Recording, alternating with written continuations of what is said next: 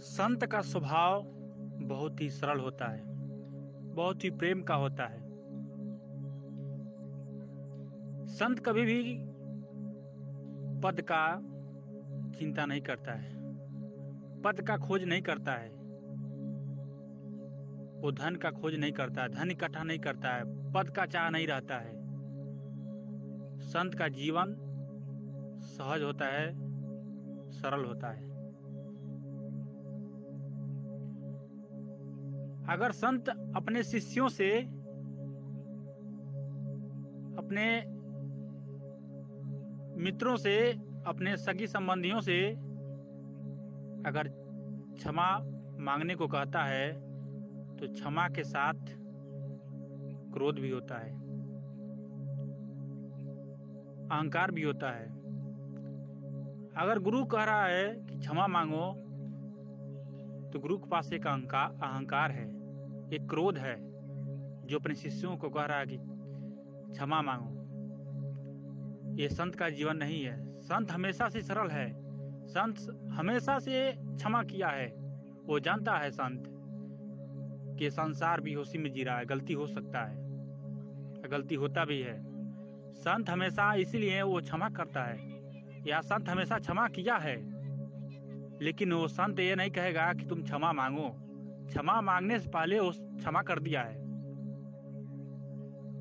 अगर क्षमा मांगने को कह रहा है तो उसके भी अभी भीतर क्रोध का तरंगे चल रहा है, अहंकार का तरंगे चल रहा है। ये प्रमाणित करता है। अगर संत कहता है अपने शिष्यों से, अगर सखी संबंधियों से, मित्रों से कह रहा है कि क्षमा मांगो, तो शिष्य क्षमा मांग रहा है, तो ये प्रमाणित करता है कि संत के जीवन में अभी वो बनावटी संत हैं और उनके जीवन में अभी क्रोध और घमंड है, अहंकार है। जो संत होता है वो हमेशा से हर व्यक्ति को क्षमा किया है, क्योंकि वो जो वास्तविक संत है, सच्चा संत है, वो अपने जीवन में होश पूर्वक अपना जीवन जी रहा है। वो जानता है जो बेहोश में जी रहा है उसके साथ गलती होता है। वो कभी भी क्षमा मांगने के लिए नहीं कहेगा। क्षमा मांगने से पहले वो क्षमा कर दिया होता है। वो क्षमा शब्द उसके अंदर होता ही नहीं है कि कोई हमसे क्षमा मांगे। और ये संतों का लक्षण नहीं होता है, बनावटी संतों का लक्षण होता है, ये बनावटी पाखंडियों का लक्षण होता है। क्योंकि संत कभी भी अहंकार नहीं करता है, क्योंकि संत बनने से पहले उसका अहंकार खो गया, उसका अहंकार विलीन हो गया, उसका अहंकार परिवर्तन हो गया प्रेम में। उसका जो पद का खोज था वो परिवर्तन हो गया स्वभाव में, सरल स्वभाव में।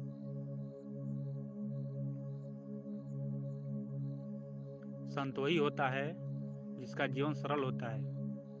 संत अपने जीवन में धन इकट्ठा नहीं करता है, क्योंकि वो जानता है कि इसको भी मृत्यु छीन लेगी। संत वही धन इकट्ठा करता है जिसको मृत्यु नहीं छीन पाती है, जिसको बोला जाता है अनुभव, प्रैक्टिकली परख, प्रैक्टिकली अनुभव। संत के जीवन में कभी घमंड नहीं होता है, क्योंकि उससे पहले, संत बनने से पहले घमंड छूट चुका है, विलीन हो चुका है, प्रेम प्रकट हो गया उसके जीवन में। यही संतों का लक्षण भी होता है, यही संतों का स्वभाव होता है। संत का स्वभाव सरल होता है, सरल होता है, प्रेम का होता है। संत कभी भी क्षमा याचना मांगने को नहीं कहेगा। संत हमेशा से क्षमा किया है, लेकिन वो अपने मुख से, अपने मुखार बिंदुओं से कभी ये नहीं कहेगा कि तुम क्षमा मांगो। गुरु वो नहीं है जो कहे क्षमा मांगो। गुरु हमेशा से क्षमा किया है, क्षमा मांगने से पहले ही क्षमा कर दिया है, क्योंकि वो जानता है शिष्य हमारा बेहोशी में जी रहा है, उसे गलती हो सकता है। वो कभी भी नहीं कहेगा तुम क्षमा मांगो। संत अपने जीवन में होश पूर्वक जी रहा है, और जो होश पूर्वक जीता है उसके जीवन में कभी अहंकार नहीं होता है। वो पद का खोज नहीं करेगा, पद का लोभ नहीं करेगा, पद का चाह नहीं रखेगा। वो संत हमेशा यही चाहता है कि हर व्यक्ति स्वयं को जाने, लेकिन बनावटी पाखंडी बाबा यह चाहते हैं कि लोग हमें जाने। लेकिन जो वास्तविक संत होता है वो यही सोचता है, यही अनुभव करता है, यही लोगों को संकेत देता है कि तुम अपने को जानो। संत हमेशा भीतर की ओर इशारा करता है, संत हमेशा प्रेम की ओर इशारा करता है, संत हमेशा सत्य की ओर इशारा करता है कि तुम सत्य को जानो, तुम सत्य को अनुभव करो, तुम स्वयं का अनुभव करो, तुम अपने शरीर को होशपूर्वक छोड़ने की कला को सीखो। संत किताबों की ओर दिशा नहीं देता है, किताबों में से नकल न करके नहीं बोलेगा। जो भी बोलेगा संत अपने जीवन में तो खुद का अनुभव ही बोलेगा, खुद के ही अनुभव से किसी का सहयोग करता है, खुद के ही अनुभव से लोगों का कल्याण करता है, लोगों की दिशा देता है। लेकिन जो पाखंडी बाबा हैं, पाखंडी गुरु हैं, पाखंडी संत हैं, वो हमेशा किताबों का प्रयोग लेते हैं या अन्य संतों का भाषा का प्रयोग लेते हैं या वेद पुराणों का सहयोग लेते हैं, किताबी अक्षरों में उलझा देते हैं, 52 अक्षरों में ही उलझा देते हैं, क्योंकि उनका जीवन ही उलझा है। तो संकेत क्या देंगे? संकेत वही देंगे, उलझा हुआ संकेत देंगे। लेकिन जिसका जीवन होशपूर्वक हो गया है, जो परम संत है, वो हमेशा भीतर की ओर इशारा करता है, हमेशा सत्य की ओर इशारा करता है। बैठो, अनुभव करो, महसूस करो अपने जीवन में, क्योंकि तुम्हारा ही प्रैक्टिकल, तुम्हारा ही अनुभव तुम्हारे जीवन में काम में आएगा। दूसरे का अनुभव आपके जीवन में काम नहीं आएगा। केवल दिशा मिल सकता है, लेकिन चलना पड़ेगा आपको ही। बनावटी गुरु हमेशा लूटना चाहता है, शोषण करना चाहता है, नाम कमाना चाहता है। लेकिन संत हमेशा नाम कमाना नहीं चाहता है, धन नहीं इकट्ठा नहीं करता है, पद का लोभ नहीं रहता है, पद का चाह नहीं रहता है। वो हर पद को त्याग दिया है, तभी वो भीतर उतरा है। जो संत अपने भीतर उतर गया वो परम शांति को प्राप्त हुआ, गहन शांति में उतर गया, प्रेम प्रकट हो गया उसके जीवन में। हर मानव उसको भाई और परमात्मा ही नजर आते हैं। वो हर व्यक्ति के भीतर वो परमात्मा नजर आते हैं एक संत के जीवन में। लेकिन एक बनावटी संत में, एक पाखंडी संत में उसको यही अनुभव हुआ है कि हमसे सारे लोग नीच हैं, सारे लोग हमारे अधीन चल रहे हैं, हमने जो सहयोग किया उसी से हुआ।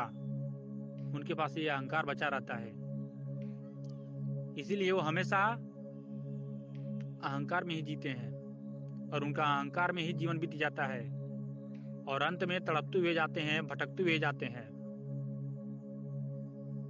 और ऐसे संत से कभी भी कल्याण नहीं होता है। लोगों का शोषण करते हैं, अध्यात्म का शोषण करते हैं। ऐसे संतों से बचिए और अपने भीतर उतरिए। आपको स्वयं को जानना है, ना कि दूसरे को जानना है। आपका प्रश्न आपके ही भीतर से उठ रहा है तो आपके ही भीतर उसका समाधान भी होगा। अगर आपके ही भीतर से पीड़ा उठ रहा है तो उसका समाधान आपके ही भीतर होगा। आप जिसको खोज रहे हो आप वही हो। आपको जीवन मिला है तो स्वयं का बोध करने के लिए मिला है, अपने के साथ साथ परमात्मा को भी बोध करने के लिए मिला है। जीवन दूसरे के पीछे बिताने के लिए नहीं मिला है। आप अपने भीतर उतरने के लिए जीवन मिला है, अपने जीवन को समझने के लिए मिला है जीवन। आपको दूसरे को समझने के लिए नहीं मिला है जीवन। आपको दूसरे के पीछे जीने के लिए नहीं मिला है, आप अपने भीतर जीने के लिए मिला है, आप अपने होशपूर्वक जीने के लिए जीवन मिला है। जीवन बहुत ही अनमोल है। अगर जीवन चूक गया तो 84 भटकना निर्धारित हो गया वहीं पर। आप अपने ही जीवन में निर्धारित कर देते हैं कि हमको 84 भटकना है। जिसका जीवन बेहोशी में बीता उनको 84 भटकना जरूरी है। वो भटकेंगे क्योंकि वो अपना जीवन दूसरे के पीछे ही बिताए हैं। और जो अपने जीवन में होशपूर्वक बिताया है, जिसका जीवन होशपूर्वक बीता है, उसके जीवन में वो जन्म मरण से मुक्त हो गया। अपने होशपूर्वक शरीर को त्याग दिया, अपने होशपूर्वक अपने शरीर को छोड़ दिया। और ऐसा ही व्यक्ति से लोगों का कल्याण भी होता है। ऐसे ही व्यक्तियों के शब्दों से कल्याण भी होता है, क्योंकि इतिहास गवाह है। जब संत कबीर जी थे, जब बुद्ध जी थे, जब महावीर जी थे, जब गुरु नानक जी थे, तो उनके शब्दों से लोगों का कल्याण हुआ। लेकिन जो आज बनावटी गुरु हैं, जो इन महापुरुषों के शब्दों को चुरा करके सत्संग सुना रहे हैं, लेकिन आज उससे कल्याण नहीं हो रहा है। ये प्रमाणित करता है कि इनके जीवन में प्रैक्टिकली अनुभव नहीं है। जिनके जीवन में प्रैक्टिकली अनुभव हो गया, उन्हीं के शब्दों से परिवर्तन होता है। वही संत क्रांतिकारी होता है, वही संत परिवर्तनशील होता है, वही संत हमेशा परिवर्तन करता है। जिसके भीतर वो अनुभव घट गया, वो परम शांति घट गया, वही शांति के प्रति कुछ भी शब्द बोलेगा, वह शब्द काम करेगा। और ऐसे ही संतों के सानिध्य में होने की जरूरत है। ये पाखंडियों से बचने की जरूरत है, संतों के सानिध्य में होने की जरूरत है।